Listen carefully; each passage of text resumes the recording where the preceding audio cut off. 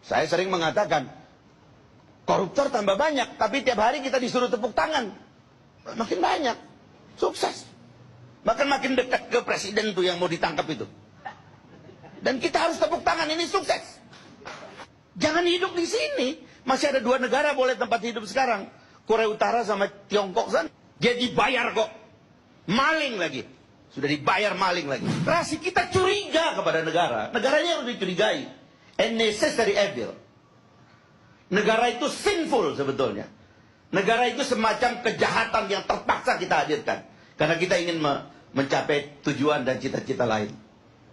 Maka kecurigaan kepada negara upacara dari rakyat demokrasi.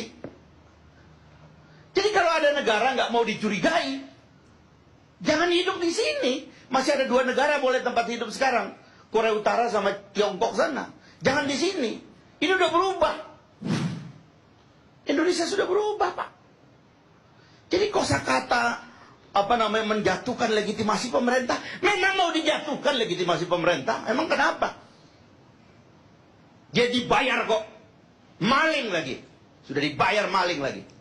Jatuhkan itu kredibilitasnya. Kalau Anda mau kredibilitas Anda bagus, bela diri secara baik. Secara intelek. Bicara yang baik. Jangan kemudian mengimpus pasal-pasal karet untuk mengancam orang yang berpendapat dong. Kalau orang bego nggak bisa jadi pemimpin dalam demokrasi. Itu teorinya. Hanya orang cerdas yang bisa memimpin demokrasi. Nah gitu, itu cara berpikirnya, filsafat demokrasi itu begitu. Dan kita sudah bikin konstitusinya. Mau nyesal, mau kembali ke konstitusi lama? Nggak bisa, Pak. Ini kita sudah datang ke sini. Itu yang pertama. Jadi ada semacam kegamangan naratif. Kita ini bingung dengan kebebasan yang kita buat sendiri. Kita ini galau. Apalagi sekarang ada sosial media. Saya ngecek itu Google ya, bahasa Inggris Bang Karni. The meaning of hoax. Saya Google tuh. Yang keluar tuh artikel tentang Indonesia semua. Karena negara yang gelisah dengan ini cuma kita. Termasuk kalau ketik itu apa itu? Fire holes of falsehood itu. Yang dibesar-besarkan tuh. Yang keluar artikel tentang Indonesia semua. Karena yang gelisah dengan kebebasan ini cuma kita. Yang lagi gamang dan galau dan disorientasi itu kita. Terutama pemimpin. Dan terutama para penguasa sekarang. Jadi kebebasan itu harus dihadapi dengan cara lain. Dalam demokrasi. Perang naratif. Apa versimu negara? Bicara dong. Jangan kemudian, bahkan sekarang bukan cuma mau naruh pasal. Sudah dilakukan begitu banyak tindakan preemptif. Dan kita semua diam. Dan yang paling banyak diam itu Fakultas Hukum. Itu kan omongannya Prof. Andi Hamzah itu kan fundamental itu.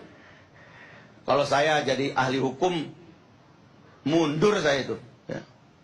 Kita mau mengatur hal-hal yang nggak bisa diatur, tapi karena pandangan negara harus menseleksi pikiran-pikiran seperti Goebbels tadi itu. Lalu itu mau diterapkan, mana pikiran yang boleh, mana yang tidak boleh. Sudah lewat, Pak. Udah 20 tahun lebih. Itu yang pertama, yang menyebabkan kegalauan. Kedua, saya kira, negara melemah kapasitasnya. Memang ada yang berat dari negara itu. Dalam teori kita belajar negara, negara ini memang organisasi yang susah diukur kinerjanya, Bang Karni. Ngukir kinerja pribadi, kinerja perusahaan, kinerja keluarga, kinerja organisasi non-profit, bahkan Peter Drucker menulis tentang organisasi non-profit, sehingga kita bisa menilai kinerja dengan baik. Negara itu lembaga, organisasi sosial besar yang sulit dinilai kinerjanya. Sehingga kadang-kadang negara itu gagal pun nampak sok sukses. Dan itu juga yang terjadi dengan kita sekarang ini. Negara kita ini saban hari berkampanye sok sukses. Padahal gagal. Saya ini anggota DPR, saya ini mengawasi banyak pekerjaan pemerintah. Saya baru terbang dari Lombok tadi. Kenapa orang Lombok tuh begitu marah tadi, kampanyenya dahsyat? Karena orang Lombok merasa ditipu. Bagaimana negara 8 bulan yang lalu presidennya mengangkat buku tabungan kayak begini, saya akan transfer besok 50 juta. Sampai hari ini ditransfer. Begitu datang ke bank nggak boleh dicairkan. Harus bentuk kelompok. Kelompoknya nanti asesmennya dari Jakarta. Harus ada rekomendasi. Ini bencana, orang lagi susah. Duitnya transfer aja, kenapa sih? Untuk maling aja gampang kok. Untuk rakyat susah. Jadi negara ini kapasitasnya rendah, tapi saban hari memake up dirinya seolah-olah sukses. Dan termasuk gagalnya itu adalah gagal menghadapi narasi, Bang Karni. Saya nggak ngerti negara ini siapa juru bicaranya sekarang. Begitu banyak persoalan yang ada dan kebingungan yang mereka tidak mengerti dari kebebasan rakyat itu. Mereka nggak punya juru bicara. Amerika Serikat tadi yang diceritakan oleh Bung Arya itu ada press secretary yang melayani media 24 jam. Bicara seperti ini tiap hari. Ada isu apa jawab, ada isu apa jawab. Dia tenangkan masyarakat tiap hari, dia jawab. Kalau ada hoax di tengah masyarakat, dia jawab saat itu juga. Sehingga hoax itu kemudian gak harus dihukum. Sekarang cuma orang bilang idiot, masuk bui. Itu yang terjadi sekarang. Dan sekarang mau dikriminalisasi dengan terorisme. Sehingga kebebasan kita berpikir ini akan dihambat. Tidak boleh ngomong ini, tidak boleh melakukan itu, dan seterusnya. Sekarang sumber masa depan kita apa kalau bukan kebebasan? Kenapa orang di negara-negara demokrasi itu dalam risetnya, pertumbuhan kelas menengahnya tinggi, inovasinya tinggi, ekonomi kreatifnya berkembang, mereka memproduksi semua hal. Kenapa? Karena kebebasan. Sekarang kebebasan mau dihambat, bahkan mau dituduh teroris.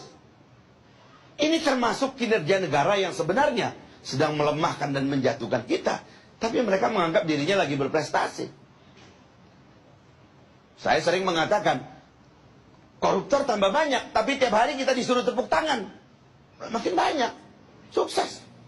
Bahkan makin dekat ke presiden tuh yang mau ditangkap itu. Dan kita harus tepuk tangan, ini sukses. Jadi itu yang ketiga, yang kedua, yang terakhir Bang Karni, yang saya ingin katakan adalah lemahnya kapasitas kepemimpinan. Terus terang, pidato terakhir Pak Jokowi di Jogja itu sebetulnya adalah puncak dari ditunjukkannya kepada kita bahwa kepemimpinan presiden lemah. Apa sih susahnya menjelaskan siapa diri Anda sehingga Anda nggak dicurigai macam-macam sama rakyat? Hak rakyat itu tahu siapa kamu. Siapa bapak kamu, apa ideologi kamu, apa sejarah kamu. Begitu rakyat inginnya kepada presiden. Memang kenapa? Yang milik kita, rakyat yang bayar pajak. Jelaskan kepada rakyat, ini saya. Jelaskan fitnah, ini warna saya. Ini buku yang saya pernah tulis. Ini pikiran saya. Mari kita berdiskusi, mari kita berdebat. Susahnya apa? Terus menggunakan podium publik untuk mengatakan saya akan lawan. Yang mau lawan apa? Yang mau dilawan pikiran. Bagaimana orang yang tidak punya pikiran melawan pikiran? Jadi sekali lagi, kegalauan transisi yang 3 hal ini menurut saya adalah alasan orang untuk melihat di mana sebab kegelisahan masyarakat dan kenapa orang itu merubah pilihannya. Saya kira saya sudah jawab malam ini. Kalau mau berubah masih ada waktu 20 hari. Terima kasih Bang Karni.